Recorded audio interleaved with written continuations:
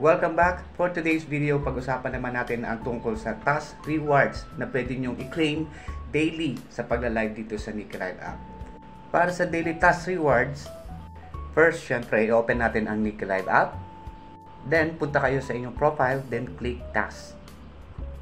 Diyan makikita nyo, you have two tab tasks for daily rewards, which are daily and live. So, ano ang mga ito? To check, party room on mic. Ibig sabihin, kailangan mong makiupo kahit sa isang party live at magstay at least 30 minutes to get this reward.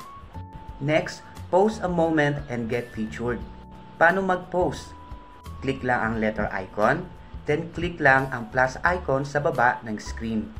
May dalawang option ka dyan kung video or pictures na pwede mong i-post. So, daily yan ha. Next is, receive Anchor recommendation cards, at least 300 pieces to get this reward. Sa club task po nakukuha ang mga recommendation cards. Next is, win solo live friendly PK na may value na 15,000 worth of gift. Pwede kang mag-ask sa ka-agency or ka-club mo para mag-PK kayo.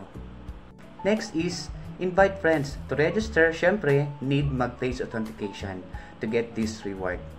Obtain the owner combat card. So, itong combat card, nakukuha yan sa club task. Kailangan nyo mahagisan at least 2 combat card. Makikita yan sa inyong backpack. So, ito siya. Yan.